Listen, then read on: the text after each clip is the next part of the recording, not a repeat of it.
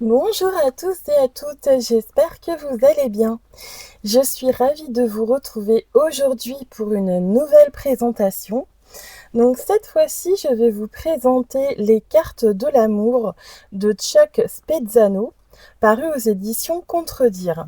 Avant de commencer cette vidéo, n'hésitez pas à vous abonner, activer la cloche, partager, liker et commenter. Donc c'est un jeu qui n'est pas spécifiquement récent. Il est sorti en 2002. Voilà, donc il a déjà plus de 20 ans. Ça fait bizarre de dire ça parce que pour moi, les enfants nés en 2000 sont encore des bébés. Ça me rajeunit pas. J'arrive pas à me dire qu'ils ont tous 26 ans maintenant. Bref, ce n'est pas le sujet. Donc j'ai choisi de vous présenter ce jeu parce qu'on sait tous que la saison de l'été, c'est aussi la saison des amours et puis les illustrations s'y prêtent bien. C'est un jeu que j'affectionne beaucoup, ça faisait longtemps que je le voulais, tout simplement parce que les illustrations, déjà on peut le voir sur la boîte, sont des illustrations très simples et naïves et je sais pas pourquoi, moi j'ai énormément d'affection pour ce type d'illustration qui me rappelle un peu certains livres d'enfants qu'on pouvait avoir, voilà, ou même des magazines de coloriage, etc., où on pouvait avoir ces illustrations un peu naïves et ça me plaît beaucoup. Donc on va aller regarder un petit peu le résumé à l'arrière. Laissez aller le passé, découvrez l'avenir et transformez votre vie amoureuse. Expérience humaine douce et précieuse, l'amour se révèle parfois un parcours semé d'embûches. Peur, frustration, jalousie nous condamnent alors au repli sur soi et à la répétition des échecs sentimentaux. Les cartes de l'amour sont conçues pour vous aider à identifier et résoudre vos blocages, carences affectives anciennes, incapacité à s'engager, aveuglement, etc., afin d'améliorer votre potentiel amoureux. Confiant en vous et en vos émotions, réceptif au monde et aux autres, vous voilà prêt à donner et recevoir. Et comme par magie, l'amour est là.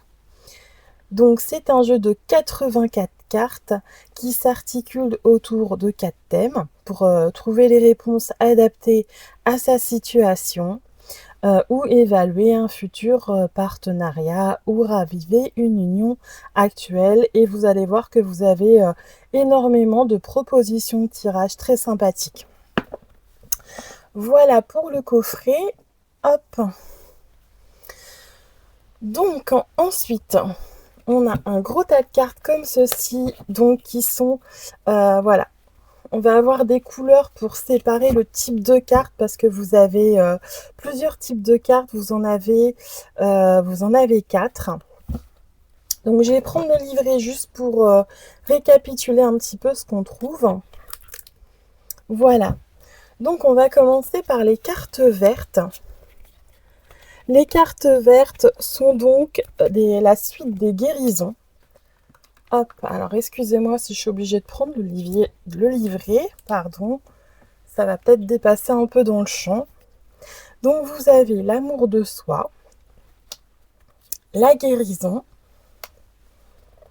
donner, recevoir, la communication, le lâcher-prise, la valeur personnelle, la vérité, le risque, le don de soi, la confiance et l'engagement. Voilà pour ce premier tas. Ensuite, vous avez la suite de la chance. Hop, avec les cartes jaunes. Donc, vous avez flotté dans les airs, l'idylle. Je vais pas dire le mot parce que comme tout est censuré sur YouTube, je ne sais plus ce qu'on peut dire. Minutage parfait, tendresse, jeu, sensibilité, sensualité, malice, rêve devenu réalité, tomber amoureux, félicité, aguicher, ouverture, rire, aventure, les amoureux, le rendez-vous, l'érotisme, le vrai amour, l'intimité, l'abandon total, la chance et l'irrésistibilité. Ensuite, l'avant-dernière suite, là on n'a pas beaucoup de cartes. Vous avez la suite de la grâce, la beauté, la joie, la grâce, le bonheur, l'amour. Ce fut rapide. Et ensuite, on termine avec la suite des problèmes. Et là, on a un beau paquet. Alors moi, j'ai pas des cartes qui sont extrêmement propres au niveau des tranches. C'est un jeu que j'ai eu d'occasion et je crois que c'est un exemplaire de bibliothèque. Donc, il a été très manié et remanié par des personnes, vous voyez, plus ou moins soignées. Bref, tout ce que je déteste, mais je voulais vraiment ce jeu, il était pas cher, donc je me suis dit que c'était pas grave, j'allais passer au-delà. Voilà, je tenterai de nettoyer. Donc la suite des problèmes, le chagrin poignant, le cynisme. Bon, ceci dit, ça a beau être des cartes de problèmes et tristes, j'aime énormément l'ambiance qui se dégage des cartes avec ces tons de mauve et de bleu. C'est une suite très agréable, je trouve, et très reposante paradoxalement. Ça fait penser à un temps de pluie ou un temps d'orage. Et moi que j'aime beaucoup ces temps-là, donc voilà. Les attentes, le fantasme, la naïveté, le repli sur soi, la mauvaise attitude, être sur la défensive, dénué de valeur. Là, on en a un point où le pauvre monsieur ne se respecte même plus. Quand on en est rendu là, on peut être sûr qu'on n'est pas dans une bonne relation. La gêne, l'imposture, la désillusion, l'infidélité, la luxure, manipulation, le doute, la disette, la singularité, le problème, utiliser les autres. On aurait pu tout simplement peut-être mettre la manipulation, l'exigence, la jalousie, la peur, jamais assez, s'accrocher, se sentir superflu et la peur de l'engagement. Voilà. Donc ensuite, on va passer au livret. Donc là, on retrouve le petit texte qui est identique au coffret. Donc je ne vais pas le relire, je vais me reculer un peu. Voilà. Je sais pas si... Comme ça peut être pas mal. Voilà. Donc, comment utiliser les cartes ? Alors, c'est un jeu qui peut servir de jeu de société, d'oracle ou d'amis capables d'aider à régler les problèmes.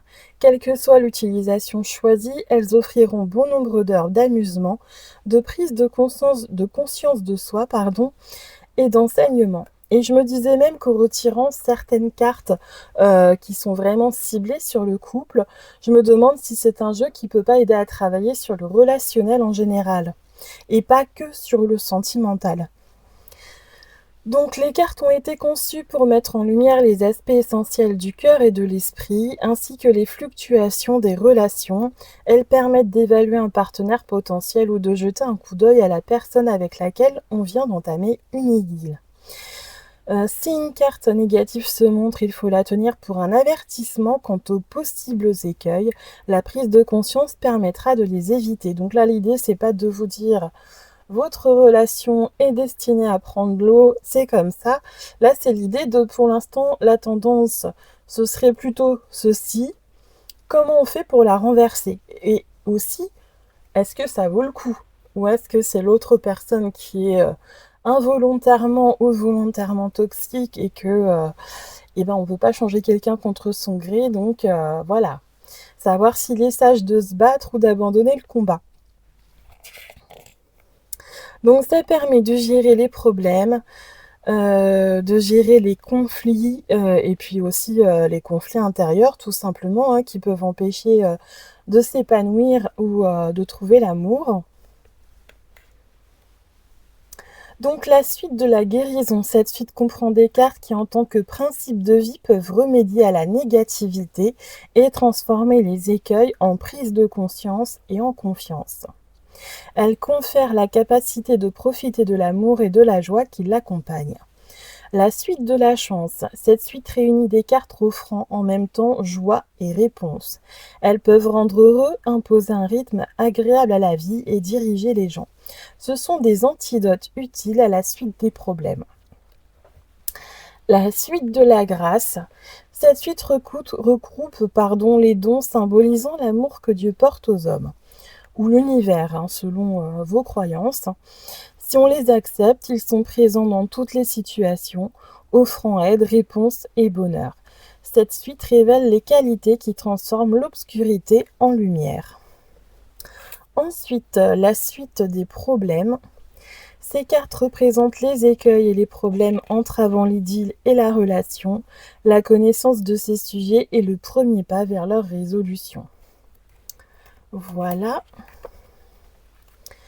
Donc ensuite, on vous explique dans la lecture, par exemple, que si vous tirez une carte positive appartenant à une catégorie négative, il n'y a aucun problème. Si vous tirez, par exemple, la carte amour pour la position des problèmes chroniques lors de la lecture des influences, qui est une proposition de tirage, ça veut dire que le trouble a déjà été réglé. Si vous tirez une carte négative appartenant à une catégorie positive, vous avez la capacité de guérir ou d'aider d'autres personnes se trouvant dans cette situation. Par exemple, si vous tirez la carte chagrin dans la position du don lors de la lecture des influences passées, vous avez la capacité naturelle d'aider autrui à s'en sortir. Et enfin, si vous faites appel à l'un des principes de guérison pour restaurer un sentiment de paix sur la position d'une carte négative, tirez une autre carte pour le déroulement de la situation. Si cette deuxième carte est aussi négative, l'étape suivante de la situation doit être guérie de même. Et si elle est positive, la carte indique la conséquence de ce développement de situation. Les principes de guérison, de chance ou de grâce exigent d'être compris et acceptés. Donc vous avez ensuite le traditionnel tirage à 3 cartes. Vous avez des exemples de lecture à chaque fois pour mieux comprendre les interprétations. Ensuite, vous avez la lecture des domaines importants. Des exemples de lecture toujours. La lecture du potentiel de partenariat, la base de la relation, la passerelle de la relation, le point culminant de la relation. Et vous allez voir que ça va être de plus en plus complexe pour pouvoir approfondir. Donc vous avez toujours un exemple. Lecture de l'influence parentale et familiale. Donc on pense vraiment à tout, parce que c'est vrai que ça joue. Avec les exemples. Lecture des modèles de vie pour chacun, pour essayer de creuser un petit peu dans la vie de chacun pour voir ce qui peut interférer, ce qui peut être un atout. Les exemples. La lecture des influences passées. Voilà. La lecture des relations anciennes, que ce soit dans les amours, mais au niveau familial également.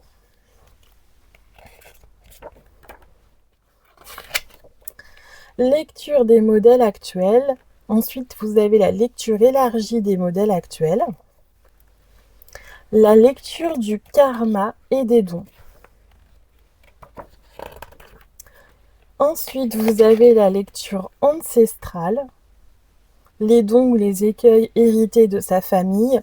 Donc là, on va toucher un petit peu à tout ce qui est mémoire familiale. Lecture du paradis et de l'enfer.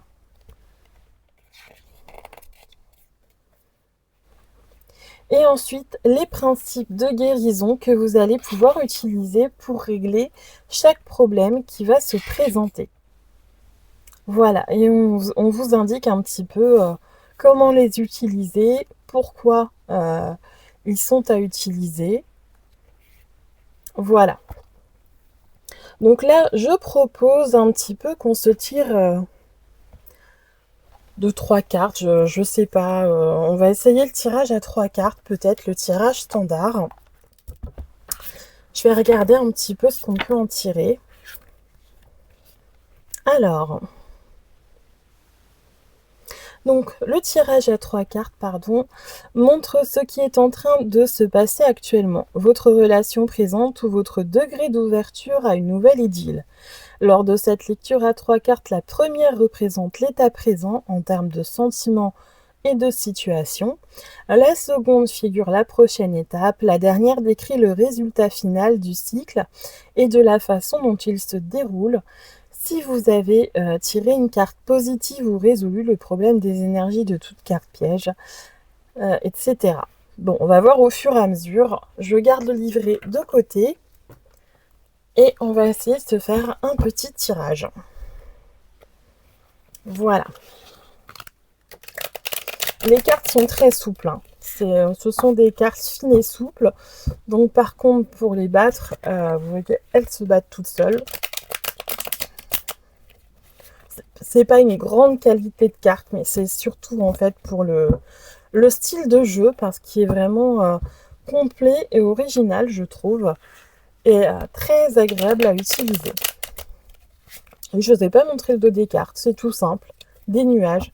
Il y a un côté vraiment très naïf et enfantin.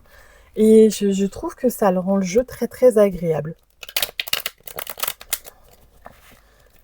Voilà. Voilà, comme ça, elles ont été bien mélangées.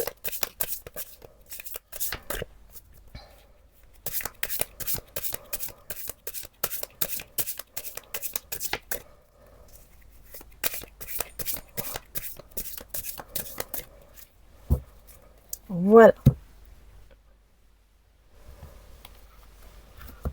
Donc, la première carte,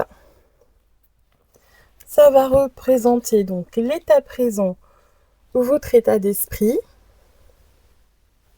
Ensuite, la prochaine étape, le résultat final du cycle et la façon dont il se déroule. Et on verra si on a besoin après de creuser un petit peu plus. Bon, l'idée, c'est pas de faire un grand tirage, c'est juste de vous montrer un petit peu ce que ça peut donner, comme d'habitude. Voilà. Donc, la situation actuelle et votre état d'esprit, pour certains, c'est pas foufou. On a le cynisme, donc on va aller voir un petit peu ce que ça nous dit dans le livret. Bon, on a une petite idée de ce que ça va nous dire. Eh bien voilà, je suis direct tombée sur la bonne page. Le cynisme est un mécanisme de défense masquant l'amertume et la désillusion, du chagrin ou de l'impression d'avoir été utilisé. Doutant de la sincérité et de la franchise, il tente de remplacer la frayeur par le calme. C'est un lieu d'expérience de vie irrésolue où on cherche une excuse pour éviter la douleur, corriger l'erreur, apprendre la leçon. Quand on a été blessé, on risque d'oublier sa loyauté et d'investir le pouvoir de son esprit dans la négativité et le cynisme plutôt que dans la guérison et le rétablissement de la confiance perdue. L'indépendance qu'on feint masque le besoin. Cet aspect de soi-même suscite douleur et contrariété. Le cynisme est une fausse stratégie qui cloître dans la prison de la méfiance et de l'isolement. Interprétation. Cette carte désigne un lieu où l'on vise un contrôle inconditionnel et où l'on veut que sa vision défensive de la réalité soit considérée comme juste. Elle parle d'anciennes blessures cachées, pourtant encore susceptibles de cicatriser, ce qui permettra de récupérer sa franchise et son ouverture. C'est seulement alors qu'on sera prêt à l'amour. Par mégarde, le cynisme inflige à son entourage les souffrances mêmes qui ont conduit l'individu à cet état malheureux. Cynique, on se moque de ce qu'on tenait jadis pour sacré. On méprise ce qui aurait pu sauver si l'on n'était pas un tel incroyant. Le doute qu'on entretient n'est en réalité que le doute de soi. Si on n'était pas si effrayé sur la défensive, ce qu'on dédaigne pourrait ouvrir le cœur à la tendresse. Le cynisme semble chic seulement aux hypocrites et aux abrutis.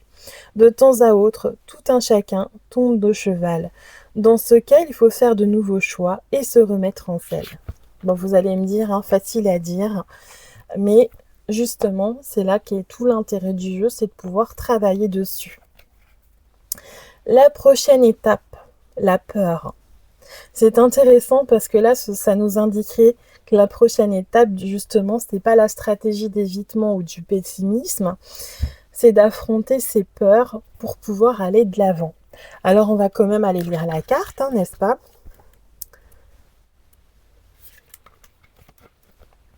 Quand on est effrayé, quand on tente de se protéger contre la douleur, c'est être sur la défensive. Pourtant, cette attitude aggrave le problème et typiquement suscite chez les autres une réaction de lutte ou de fuite. Lorsqu'on est sur la défensive, ses proches s'éloignent. Se tenir sur la défensive suscite exactement ce que cette attitude était censée empêcher. Ce comportement inefficace enferme dans les sentiments déplaisants qu'il fait naître. La tentative de se protéger soi-même de la douleur ne réussit pas.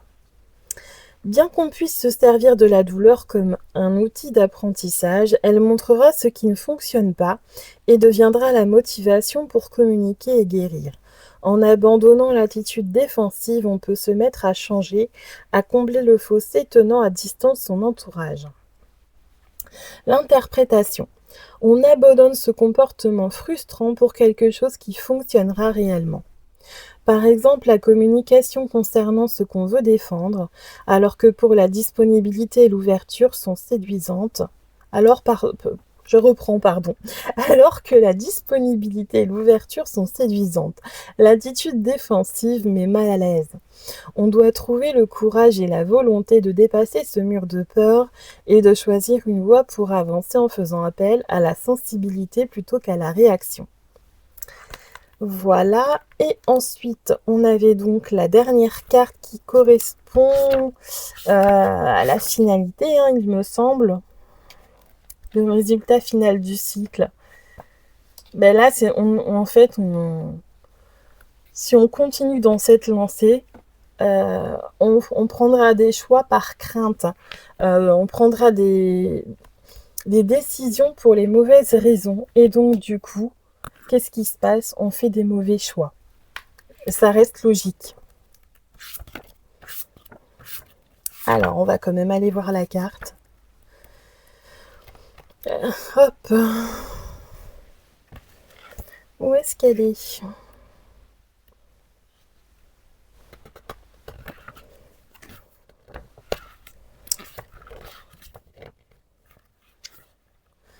Hop. Donc, le mauvais choix.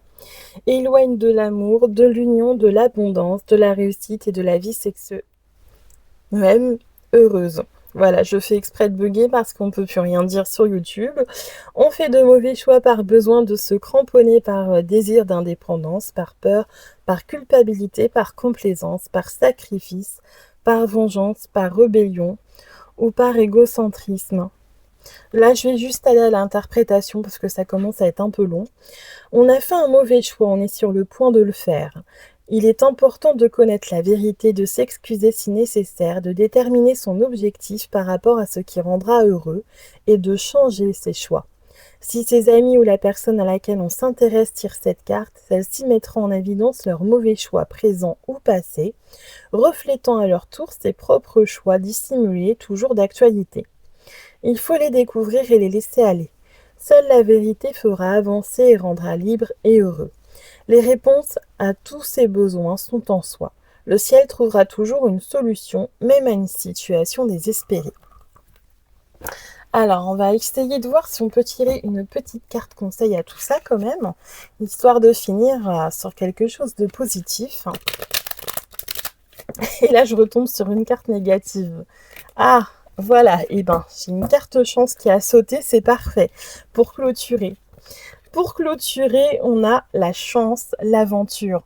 Donc là, pour moi, ça voudrait nous dire ne pas hésiter à nouveau reprendre des risques, mais pas de reprendre des risques de la façon d'avant, c'est tirer une leçon, mais pas dans le sens il ne faut plus rien faire et rejeter tout le monde. Tirer une leçon de ce genre de personne, ce genre de situation, ce n'est pas fait pour moi, je n'en veux plus, mais je repars à l'aventure pour quelque chose de mieux, parce que j'ai tiré une leçon positive de tout ça et je sais ce qui ne me convient plus.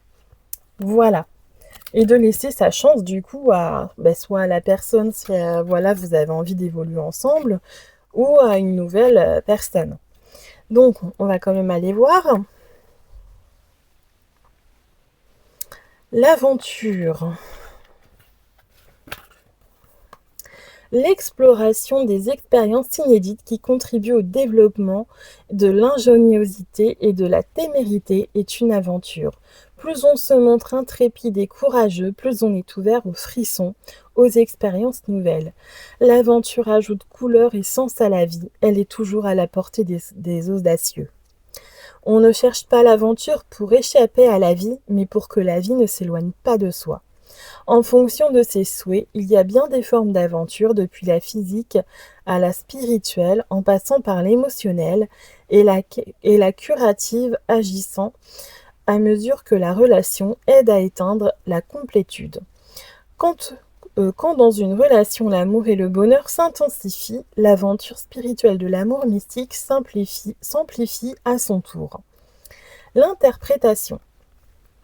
Si on tire cette carte, l'aventure invite à l'exploration. Au fil du chemin, de nouveaux degrés de confiance se développent. L'inspiration montre la voie, on doit se fier à sa hardiesse et à sa témérité. En dépassant la zone de confort, on aboutit à un nouveau plan de confiance.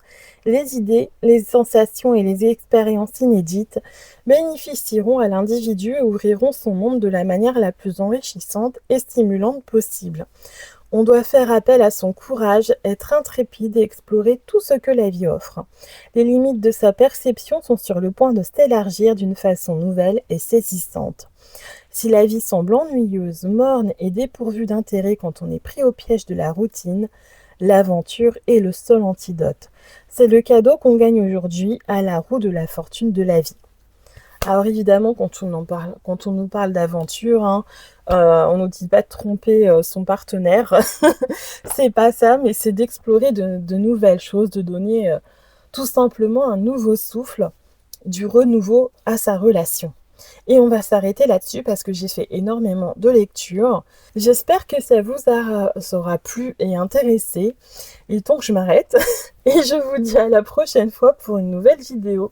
À très vite.